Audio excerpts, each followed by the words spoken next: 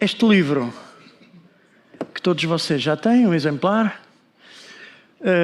nasce de um convite do Sr. Presidente da Câmara de Vila Velha de Ródão, meu querido amigo, Dr. Luís Pereira, que há anos insistia comigo para fazer este livro, ou um livro parecido.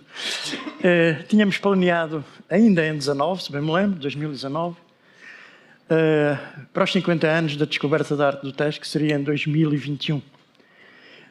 Como sabem, apanhámos a pandemia em 2020, apanhámos a pandemia em 2021, tudo se foi protelando, mas as coisas conjugaram-se para finalmente, o ano passado, podermos avançar com este projeto, que é este seminário, onde estamos todos, e este livro. Começou a ser escrito o ano passado, em maio, numa deslocação que fiz aqui com a Sofia Figueiredo, aqui ao Ródão, recordar alguns sítios, fazer algumas fotos novas, e depois, durante o verão, a redação do livro foi feita durante o verão do ano passado.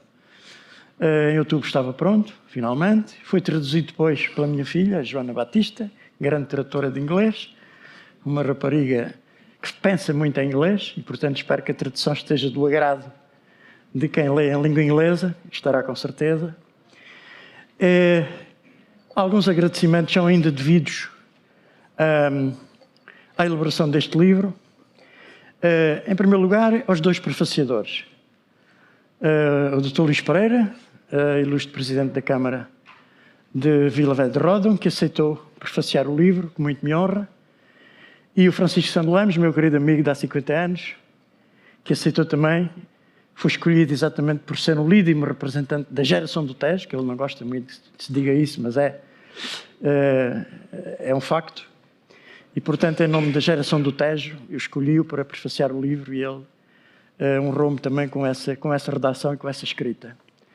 Depois,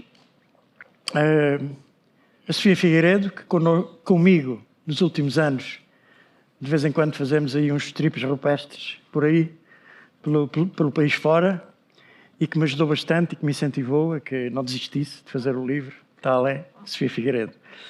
Que fez o seu doutoramento em arte esquemática, portanto é também uma especialista na área e é uma pessoa de grande mérito. A equipa que produziu o livro, o Pedro Guimarães, que tem uma empresa, enfim, que faz estas coisas, a Joana Durães, que fez o design gráfico, merecem também o meu reconhecimento, até porque estas coisas são sempre feitas quase sempre à última da hora. O livro conseguiu estar pronto ontem, o que é extraordinário, chegou a Vila Velha de Ródão ontem, portanto conseguimos tê-lo pronto na hora certa, no momento certo, de forma a estar aqui hoje. Outros agradecimentos que eu gostava de fazer partem, enfim, da amizade que eu tenho também aqui no Ródão com o grupo de estudos do Alto Tejo, nomeadamente o Francisco Henriques, e a Sociedade de Estudos do Alto Tejo, a quem eu também dedico este livro, pelo trabalho meritório, como eu há bocado disse, depois da apresentação de João Caninas, do trabalho monumental que eles têm feito ao longo dos anos, de enquadramento arqueológico da arte do Tejo, das descobertas sucessivas que foram fazendo, e no fundo contribuíram para que a arte do Tejo tivesse o devido enquadramento arqueológico, para que não caia do nada, com o conhecimento que tem sido cada vez mais exaustivo, tanto de povoados como de sítios de enterramento, e caminhos, enfim, da arqueologia local, que muito tem enriquecido aqui o concelho e a região.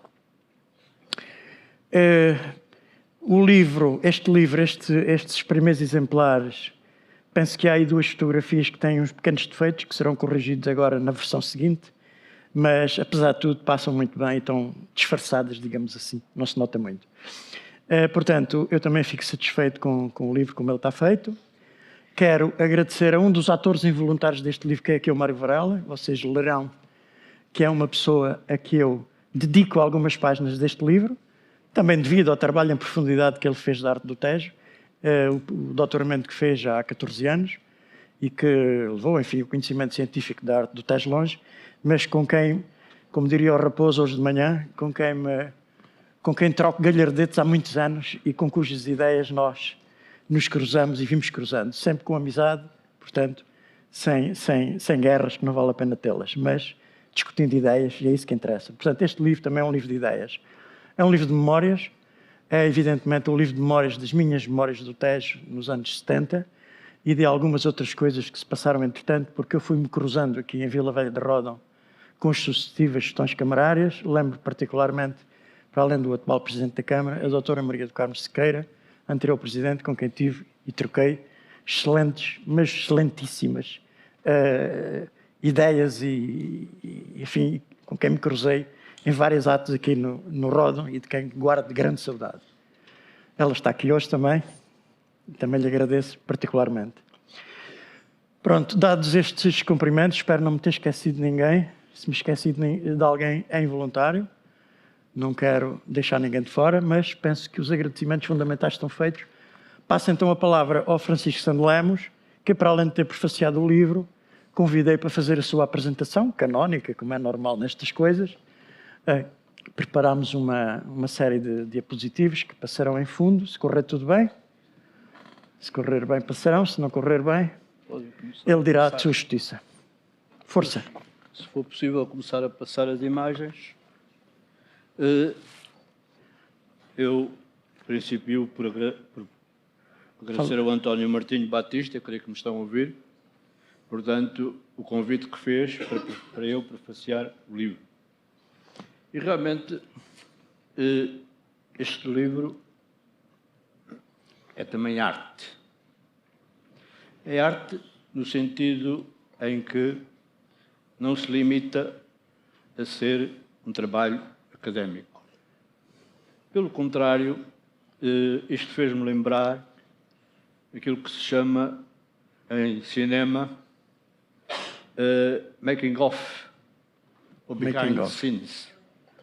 Ou seja, eu leio muitos trabalhos académicos, como é natural, e realmente desses trabalhos académicos há normalmente uma introdução, um capítulo 2 dedicado à metodologia, a lista de quem participou, e depois os resultados científicos. Ora bem, o que me surpreendeu neste livro foi realmente verificar que não é apenas um livro de facto científico, um livro que aborda as questões científicas, que transmite conhecimentos, mas que é também um livro que, como num filme, traz imagens, traz as memórias do António Martinho Batista e traz o making-of, de facto, daquilo que foi o salvamento da arte rupestre do Tejo. As imagens que vão passando são, digamos assim, imagens que, sem qualquer ordem, sem qualquer cronologia, mas que se podem encontrar também neste livro. Eu não as coloquei, o António não as colocou por ordem, porque isto não era a nossa preocupação. A preocupação, de facto, era mostrar, ilustrar que quando se faz, hoje em dia, e eu aprecio muito o cinema, e decidi reformar-me da arqueologia aos 70 anos, precisamente para me dedicar a ver filmes. Não vou conseguir ver todos os filmes que estão na minha lista. Designadamente de grandes cineastas, como o Buñuel, por exemplo, e recomendo a quem puder que veja sempre o chamado making-of dos filmes, ou behind the scenes, porque realmente encontra aí um outro aspecto de cada filme, quer através de fotografias, quer no YouTube estão muitos vídeos. Eu estava-me a lembrar, por exemplo, de um filme recente que vi, de Pedro Almodóvar, um grande realizador espanhol, chamado Las Madres Paralelas, em que foi filmado precisamente durante a pandemia. E é interessante, eu recomendo o filme, porque é um filme que traz também o trabalho da antropologia no que diz respeito à recuperação da memória da Guerra Civil Espanhola. Portanto, há também, de facto, um antropólogo como uma das personagens, mas recomendo também verem, de facto, behind the scenes, porque foi filmado com, de facto, Penélope Cruz, com máscaras, e o próprio Pedro Almodóvar também com máscara. Quer dizer que toda aquela produção daquele filme foi feita realmente no momento da pandemia. E, portanto, esses vídeos são realmente muito interessantes porque mostram o que está por trás da produção do filme. Por outro lado, também, efetivamente, encontram-se coisas muito interessantes. Eu vou, talvez, ilustrar mais uma, procurei, mas não encontrei, que foi realmente, suponho que foi no behind the scenes do filme Volver, do Pedro Almodóvar também, no tempo em que a Penélope Cruz era casada com o Tom Cruise, e eles realmente chegam para fazer a filmagem, e então o Almodóvar, tem um grande espírito de ironia, volta-se para a Penélope Cruz e aponta para o relógio. E 15 minutos, diz ele. E ela diz, não, eu estou dentro do tempo. Cheguei a horas, estou a horas. Não, estás atrasado a 15 minutos. Isso é por culpa do Cruise, não é? E o Tom Cruise perguntava em inglês, what is? O que é que se passa? O que é que se passa? E o Almodóvar só se ria, porque ele não entendia nada de espanhol, não é? E o Penélope Cruz também se riam. E está filmado, de facto, em behind the scenes, no que diz respeito ao filme Volver. Portanto, o grande interesse deste livro está também naquilo que é, efetivamente, toda uma série, a memória, a parte da memória, a parte científica e a parte da memória. A parte da memória, realmente, o António Martinho, como ele falou já hoje, pesquisou arquivos, pesquisou imagens, e este livro tem realmente histórias extraordinárias e imagens extraordinárias, como estão a ver algumas delas. Portanto, de facto, isto é um certo modelo que eu recomendava, porque as teses académicas são realmente, por vezes, muito cansativas e não são divertidas. E, portanto, recomendava efetivamente este modelo realmente em que as memórias são reais. E isto está cada vez, por exemplo, no Reino Unido, portanto, os ingleses cada vez mais preconizam a publicação das memórias em conjunto com o processo científico, para se perceber, de facto, com os resultados científicos, para se perceber como é que se chegou àquele resultado científico. E este livro é realmente uma maravilha. Eu só agora tomei contacto com o livro hoje, mas, efetivamente, é uma maravilha porque o António teve esse momento genial, que é o momento realmente de falar sobre todos os aspectos científicos da arte do Tejo, toda a cronologia, todos os aspectos que o fazem divergir do Mário Varela, por exemplo, e, por outro lado, quer dizer, nesse aspecto até não é tão cordial como isso, já que hoje falámos tanto de cordialidade, ou seja, de facto marca bem as suas diferenças, e, portanto, eu até escrevi isso no prefácio. Disse que se há por aí alguém que, efetivamente, diz que na arqueologia portuguesa são todos cordiais, está enganado. Porque, de facto, aqui assim neste prefácio deste livro, existe realmente uma contraposição muito clara a muitas das teorias que o Mário Varela apresenta no seu doutoramento, para o qual ele teve a amabilidade de me convidar e que foi realmente um momento também que me marcou pessoalmente, aquele momento do júri da apresentação da tese de doutoramento do Mário Varela, já há uns anos atrás, há cerca de 12 anos. Portanto, este livro, como podem ver, é um livro que se divide em vários capítulos, e eu iria, efetivamente, em primeiro lugar, dizer o seguinte: se tinha lido o PDF, portanto, que o António era forçoso eu ler para escrever a prefácio, era forçoso, mas nunca esperava que me oferecessem esta maravilha do livro, porque é um livro no sentido pleno do termo. Hoje é cansativo ler PDF, mais um PDF, mais outro PDF, mais outro. Nunca mais para. E realmente temos um livro E o livro é uma coisa excepcional. Um livro é algo que fica para sempre, enquanto que os PDFs podem apagar com facilidade. Não é verdade? E um livro, ninguém atira fora, sobretudo um livro deste tamanho. Portanto, não é um paperback.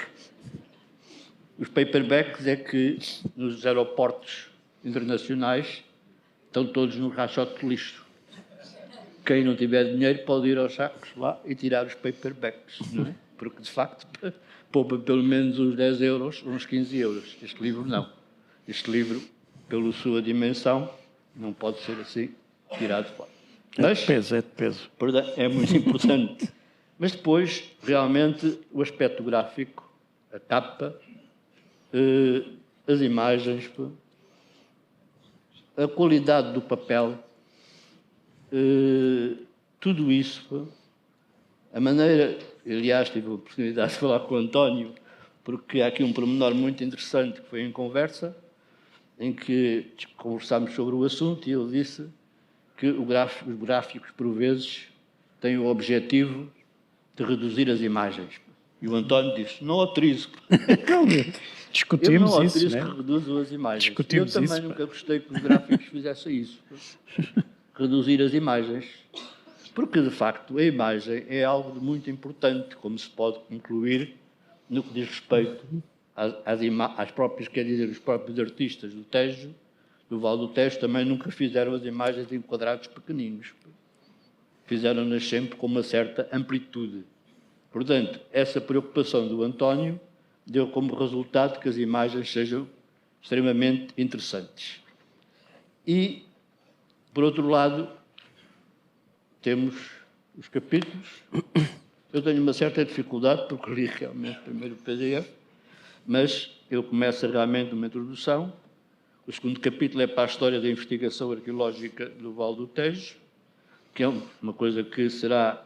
Há muitos arquivos ainda por prospectar, felizmente, também é preciso escavar arquivos. É muito importante escavar arquivos. Eu não sei se estou a demorar demasiado. Não, fala. Não? Posso continuar? Fala. Então vou contar uma história que é muito interessante, que se passa na Rússia, do tempo de Stalin, na União Soviética, em que realmente a escavação dos arquivos é significativa. Porquê? Porque um escritor mundialmente conhecido como o Bulgakov, realmente que escreveu obras extraordinárias, como a Margarida e o Mestre e a Margarida, já não me lembro bem, de facto também ia escrevendo um diário. Esse diário, portanto, o NKVD, na altura, sim, o NKVD, desconfiou de que esse diário podia ter críticas ao regime. E então chegou à casa do Bulgakov e confiscou-lhe o diário, que era manuscrito, obviamente, nesse tempo. E então levou-o para Lubianka, como é óbvio. E, portanto, entretanto, o Bulgakov, que era um homem com gênio, escreveu várias cartas ao Stalin. O Stalin lá recebeu tantas cartas que resolveu telefonar ao Pasternak e perguntar-lhe efetivamente quem era o Bulgakov, não sei quem mais, porque eu já sabia, mas era um gênio. E o Pasternak disse sim, esse é um escritor genial. E o Stalin, e depois ia começar a conversar com o Stalin sobre questões filosóficas, e o Stalin desligou o telefone. Passados uns tempos, porque o Stalin não tinha tempo para estas coisas de filosofias. E, portanto, mas era um homem que, apesar de tudo, se interessava por cinema e por cultura. E, portanto, de facto, o que é verdade é que o Bulgakov recebeu os diários de volta. Mas, como era um homem com um temperamento complicado, atirou-os para a lareira. Queimaram-se os diários do Bulgakov. Não se tinham queimado. Ora bem, o que é que acontece quando, de facto, há aquele momento de facto, a seguir à queda da União Soviética, O que se passa é que houve uma certa possibilidade de consultar os arquivos literários que estavam na NKVD. E então, para surpresa da história da literatura russa, encontram os diários do Bulgakov, todos datilografados com erros de ortografia, claro, pelos funcionários do NKVD. Isto com um objetivo muito simples. era que, se fosse necessário prender o Bulgakov, tinham ficado com a prova do arquivo. Da sua traição. Muito simplesmente com esse objetivo. Felizmente, entretanto, o Stalin morreu, o Bulgakov também morreu, cedo. Felizmente, dizes bem. E, portanto, o que é que acontece? Acontece que hoje é possível ter acesso aos diários. E eu, francamente, acho que, no que me diz respeito, em relação aos arquivos, eu preferia que algumas observações que o Eduardo da Cunha Serrão faz a meu respeito também fossem cortadas. Porque... E a Andreia sabe bem. E, portanto, porquê? Ou pelo menos ficassem reservadas, só com a minha autorização, enquanto eu fosse vivo. Depois de morto não me importa. Depois de morreres. Pá. E porquê? Porque realmente o Cunha Serrão faz-me algumas críticas ferozes. E com a razão, provavelmente. Como, por exemplo, não é verdade que eu tenha, de facto, que quando se cortaram as velas, não foi por causa dos subsídios. Isso era o Pinho Monteiro. Mas foi por causa, de facto, foi o Pinho Monteiro, não fui eu. Mas isso tinha a ver com outro colega nosso, de facto, que tínhamos que cortar a cabeça. E não tinha a ver nada com o dinheiro. Mas há, por exemplo, um episódio curioso que o Cunha Serrão lembra, que é efetivamente a questão eu insisti muito com ele, quase diariamente, para ir com ele falar com o Gusmão por causa da insistência do subsídio. E ele dizia, não quero ir com o Francisco Santos Neves. Porquê que ele está a insistir comigo para ir comigo, eu ir também com o Gusmão? Não tenho nada a ver, porque é que ele quer. Quer dizer, no fundo, o Serrão irritava-se muito connosco porque nós éramos realmente um bocado excessivos no que diz respeito àquela nossa vontade e pressa. Portanto, e a partir daí, realmente, essas coisas podiam ser cortadas ou eliminadas do arquivo que está na Associação Portuguesa dos Arqueólogos, talvez, pelo menos. Porque há outras também um bocado... Mas o António também traz aqui algumas coisas que eu também não me agradou ler, mas eu vou passar. Não. Então... Portanto, eu também não quero demorar muito tempo, porque as pessoas já estão cansadas. Mas portanto, escolhi aqui alguns aspectos, como, por exemplo, na página 66. Estou a levantar o barco do Carepa, é?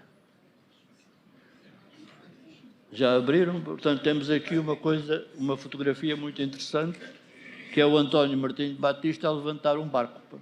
Exatamente.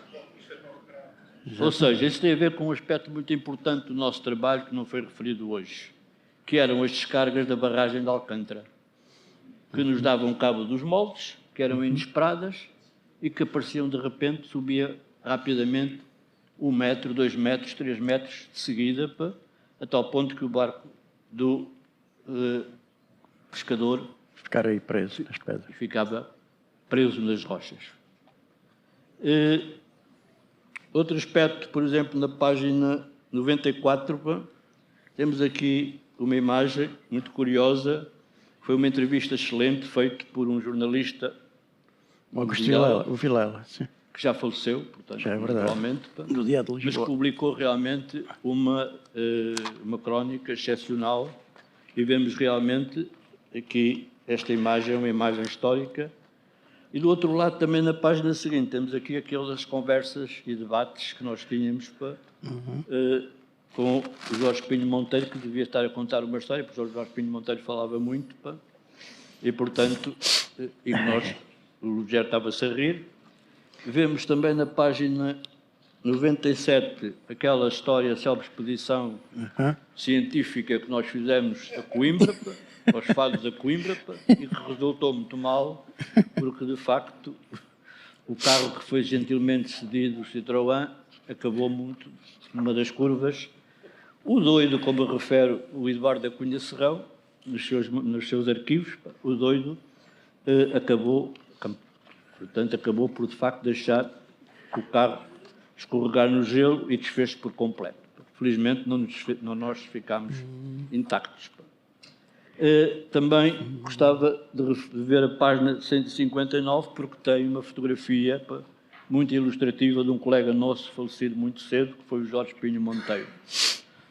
Esta imagem dele é muito interessante, porque o Jorge Pinho Monteiro era assim, mesmo com este olhar, e realmente alguém que falava muito, teorizava muito, como dizia nos seus arquivos do coisa, mas até o Eduardo do Cunha Serrão diz com ideias megalómanas, porque realmente o Jorge Pinho Monteiro queria sempre avançar mais para diante e ter mais ideias, etc.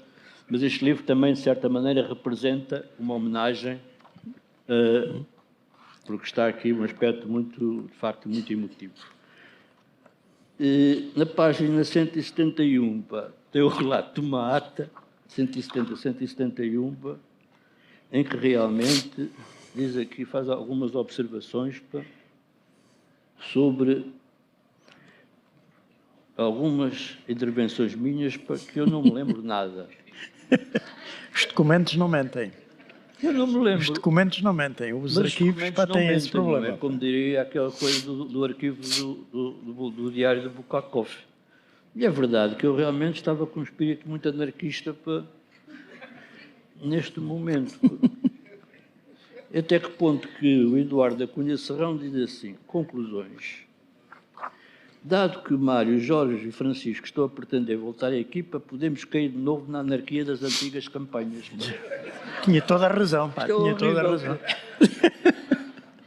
Tinha toda a razão, pá. Esta ata não devia aparecer aqui. E eu selecionei muito. Hã? Selecionei muitos documentos que não estão aqui. Eu não me Senão o volume teria o dobro do tamanho, pá. Que prejudica o problema arqueológico e o nosso convívio. E depois diz, logo continuamos só os três, com Manuela Martins, não sendo assim, eu desisto, pondo o Ministério da Educação e a Fundação Carlos de Gulbenkian na corrente de assistência, mas isso já se passou após o 25 de Abril, e portanto... Isso foi no ano a seguir ao PREC. Hã? Foi no ano a seguir ao PREC. São as ondas de choque do PREC. Pois, é que realmente estávamos imbuídos de um espírito um bocado anarquista. Bem,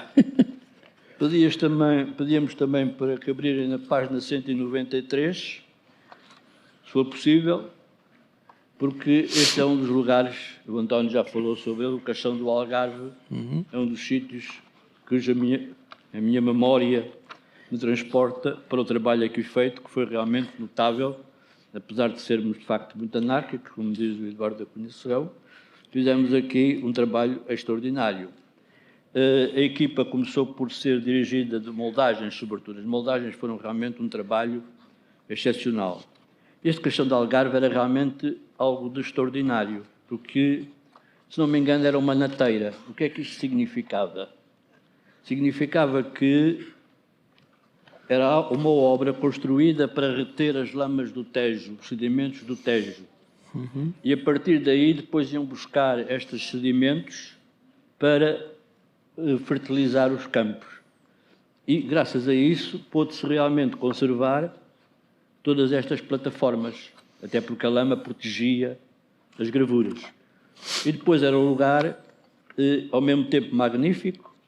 Estão a ver, esta fotografia foi tirada 193, a página 193, foi tirada antes da Albufeira do Fratel. E nós realmente descíamos por aqui, por esta passadiço, íamos até à Azanha, depois começávamos a trabalhar bastante cedo, por volta das 9 horas. Depois do Lugero ter verificado cuidadosamente se as sandes tinham substância. A doutora Manuela Martins já teve a oportunidade de referir isto, mas ele ia Sanda de Santos verificar se de facto trazia o queijo e de facto o fiambre.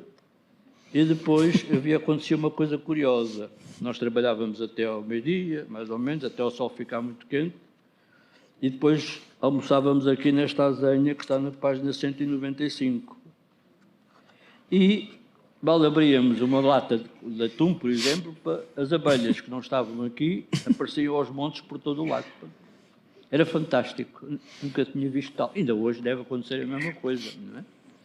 E, portanto, mas ao mesmo tempo este era um sítio muito bom, porque quem sabia nadar, como eu, que sei nadar bem, Portanto, atirava-se aqui, aproveitava o caixão e ia por ali abaixo, até à zona onde fazia o remanso da água. E também lembrar, realmente, aproveito esta imagem, para os ensinamentos do Sr. Carepa, que nos explicou que realmente, quando ele transportou pipas de azeite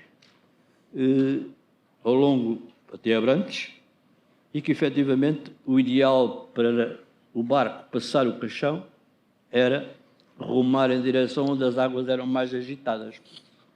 De outro modo, o barco começava a balançar de um lado para o outro. Não é que nós também fazíamos o mesmo em relação à natação. Porquê? Porque depois do almoço, portanto, saíamos da Azenha e íamos descansar até às 4 horas, para começar o trabalho às 4 horas. E por isso esta fotografia da página 195, que era o lugar do nosso almoço. Depois, mas agora havia uma questão que nos tínhamos que prevenir, que era muito interessante. Era a circunstância, a barragem de Alcântara não prevenia ninguém se ia fazer uma descarga. E então não podíamos adormecer a sesta nas rochas junto ao rio, porque nós nunca sabíamos se não íamos ser afogados por uma descarga. E, efetivamente, íamos para as rochas que tinham... Era muito difícil escolher uma rocha que tivesse sombra da parte da tarde e, ao mesmo tempo, simultaneamente, já tivesse uma altura suficiente para não sermos apanhados por uma descarga da barragem. E, portanto, até havia às vezes uma certa disputa pelos lugares que nós sabíamos que eram os ideais para poder dormir a sesta. Depois, por volta das 4, voltávamos a trabalhar e saímos lá às 8 horas, 8h30, quando já estava o sol a pôr, e lá subíamos carregado de moldes de látex pela encosta acima. Mas isto realmente, este livro tem tudo isso, ou seja, tem realmente imagens antigas, tem imagens excelentes atuais, que eu fiquei maravilhado, por exemplo, da zona da Foz do Cobrão, que é um sítio magnífico. Portanto, revela também um fotógrafo excepcional, que aproveito, de facto, para elogiar, porque é um dos melhores fotógrafos da arqueologia em Portugal, pelo menos em minha opinião, e conheço outros que também são bastante bons. E, finalmente, portanto, temos aqui, do ponto de vista iconográfico, um outro aspecto relevante, que é realmente a coleção de imagens, que é outro contributo deste livro. Portanto, este livro é uma obra de arte, porque precisamente traz aquilo que foi o processo making-of, traz realmente depois uma parte que é a discussão, a arqueologia de um conceito, as principais teses em presença, portanto, o António faz uma análise crítica das teses e depois faz um álbum das glórias também e faz finalmente, de facto, aqui assim discute, de facto, já os aspectos científicos. Mas depois temos a tradução. Eu confesso que, habitualmente, leio mais inglês do que português, infelizmente. E quero dar os parabéns por esta tradução, porque vi algumas partes desta tradução e está excelente. Quer dizer, vê-se que quem traduziu o livro esteve realmente, viveu alguns anos bons. Pensa em inglês. Na Inglaterra. Pensa e, portanto, em inglês. O inglês, que eu realmente hoje em dia domino muito melhor do que há 10 anos atrás ou há 15 anos atrás, realmente está perfeito, e não só está perfeito, como acompanha muito bem. Quer dizer, há uma preparação no cuidado gráfico que é excepcional, ou seja, o inglês está bem colocado junto do português. Portanto, o gráfico se ver as imagens. As páginas, para jogar com as imagens. Como? Para jogar com as imagens. Para jogar com as imagens. Não foi fácil, de facto, preparar este aspecto gráfico e, sobretudo, do inglês, porque isto pode ser lido, efetivamente, com toda a facilidade e até saltar do inglês para o português ou do português para o inglês, quem dominar as duas línguas. Eu não quero aborrecer mais as pessoas, eu poderia estar aqui quase 2, 3 horas a falar sobre o livro, mas realmente fiquei encantado, porque eu só tinha lido a parte do computador. Não esperava que o livro, sinceramente, fosse tão bom. Muito obrigado. Muito obrigado. Dou-te os meus parabéns, quer dizer, fiquei realmente impressionado. Os vossos prefácios valorizam o livro. Felicito também a Câmara de Vila Velha de Ródão por ter tido realmente financiado este livro. Felicito vivamente, porque este livro é uma obra de arte. E, nesse aspecto, a Câmara revela uma concepção daquilo que é a cultura, uma concepção dilatada, uma concepção ampla, e também porque, no fundo, livros como este ficam um pouco para a história, quer do próprio Conselho de Vila Velha do Ródão, como também ficam para a história. Este livro é um livro que fica para a história da arqueologia, de certeza, porque é um livro realmente muito original. Muito original, precisamente por aquilo que eu disse, ou seja, porque é um livro científico, um livro em que o António discute as teses que há sobre, e sobre as quais eu não pronuncio, porque, como disse, não sou especialista, mas é um livro em que ele discute as teses presentes e apresenta a sua própria interpretação da arte rupestre do Tejo, como é também um livro em que qualquer pessoa pode, efetivamente, verificar como é que se realizaram os trabalhos e tudo em pormenor, incluindo realmente aquela, portanto, todas as, aqui, como se realizam os moldes. Ainda hoje se referiram a um aspecto muito interessante, por exemplo, nós não podíamos deixar nenhuma bolha.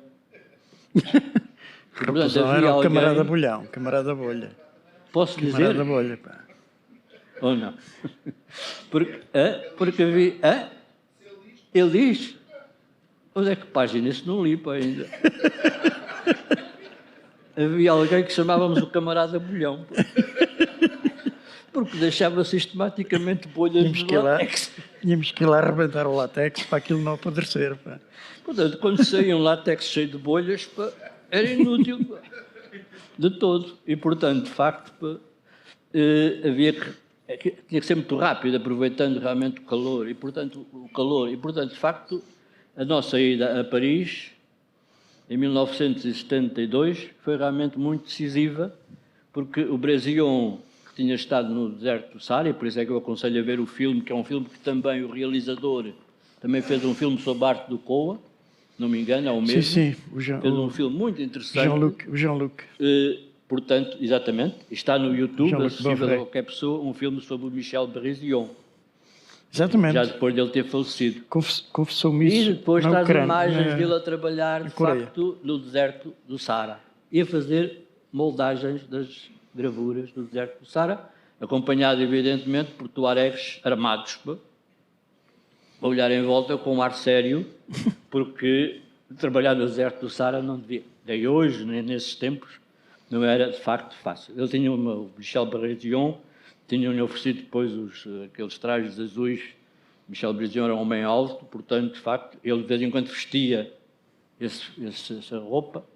Lá em Pansevampa, toda a gente ficava impressionada porque é um traje magnífico. A terminar, queria, portanto, elogiar, mais uma vez, e referir um pormenor interessante. Embora este livro tenha sido integralmente, segundo disse o Sr. Presidente, financiado, de facto, neste momento pela autarquia, também está dentro do âmbito das candidaturas, vai estar dentro do âmbito das candidaturas ao Interreg. E eu trabalhei em vários projetos do Interreg, com algumas câmaras que têm fronteira com Espanha, e, por exemplo, o António também trabalhou, na Geira. Sim. E na Geira realmente também publicámos uma monografia, mas que não tem a qualidade nenhuma desta, e também deixámos um museu. Quer dizer que o aproveitamento, pelo menos no que diz respeito à arqueologia, mas eu conheço muitas outras iniciativas dos fundos europeus, tem sido muito melhor, muito mais proveitoso daquilo que é propalado. Quer dizer, os portugueses não sabem aproveitar as verbas europeias. Não é verdade. não é verdade? Pelo menos no que diz. Eu próprio tive uma visita a Braga, de facto, dos nossos colegas nossos do CSIC, ficaram admirados, aliás, com a circunstância como foram aproveitadas as verbas europeias. E, portanto, são mitos que se propalam. E eu realmente felicito, mais a terminar, felicito a Câmara Municipal de Vila Velha de Roda, na figura do seu Presidente, porque todo o acompanhamento que tem sido dado, e também da anterior Presidente, todo o acompanhamento que tem sido dado à arte rupestre do Tejo tem sido um exemplo, é um exemplo. É um exemplo que nós esperamos que todas as autarquias possam seguir e possam continuar, não porque de facto seja uma área da arqueologia, mas quando uma Câmara trabalha desta maneira da área da arqueologia é sinal de que também pode trabalhar noutras áreas e que está a trabalhar nessas áreas. Por isso, não é por uma circunstância de ser a arqueologia, mas o sinal de que há autarquias que de facto trabalham muito bem com as verbas de que dispõem. Isso é muito positivo e para mim, que já tive outras experiências, como por exemplo o Museu da Géria, que ficou muito bem ao fim e ao cabo. Exatamente. E portanto é muito agradável chegarmos à conclusão de que em Portugal há iniciativas que são muito positivas e que Portugal, os portugueses tecem uma imagem de si próprios por vezes muito negativa, que eu não entendo muito bem porquê. Porque, efetivamente, há toda uma série de iniciativas como estas, que são extraordinárias, que revelam que um país está em movimento. Ou seja, há um país que está dinâmico, um país que não está parado, não está à espera dos comentadores televisivos, um país que trabalha. Portanto, e isso é revelador, porque nos traz um trabalho que foi feito há 50 anos e que, efetivamente, vai ser, a partir de agora, uma obra que vai ser de citação obrigatória.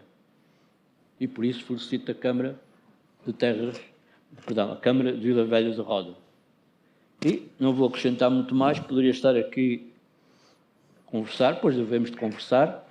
Não sei se o António quer acrescentar mais alguma coisa, agora mas também não quero cansar as pessoas e vamos para aí. a falar. Eu não sabia que o António tinha referido para o Luís Raposo. Mas, enfim, essas coisas deviam ter ido a uma censura prévia, como antes do 25 de Abril. Quer dizer, assim eu começo a ter saudades do antes do 25 de Abril. E a André, que deve ter cuidado com os arquivos, eu quando chegar a Lisboa vou já tratar do assunto para passar sobre reserva. Barrar umas frases. Barrar umas frases a negro. Umas frases, quer dizer, chamar aquilo que se diz em inglês, como é que é, doctorate, um documento de doutorado, que eles dizem em inglês, como é que diz exatamente? Documento doutorado, doctorate. Empregam essa expressão quando o documento é cortado e, portanto, tem certas zonas em que vem... Damnatio memória. Damnatio memória é latim, não é? Mas isso é definitivo. Damnatio memória é definitiva. Aqui não, trata-se apenas, pelo menos enquanto as pessoas estarem vivas, não serem obrigados a encontrar coisas que são desagradáveis. Pelo menos durante uma hora ou duas, não é? Quer dizer, porque depois, a certa altura, pronto, que remédio. E o António teve realmente a coragem de não ser cordial. Não. O que não está aqui o nosso colega... Não vale a pena, não vale a pena. Coelho, que nos acusa a todos de sermos cordiais, mas ao fim e ao cabo não somos tão cordiais como isso. E, por outro lado, mantemos relações de amizade, apesar de sermos capazes de criticar.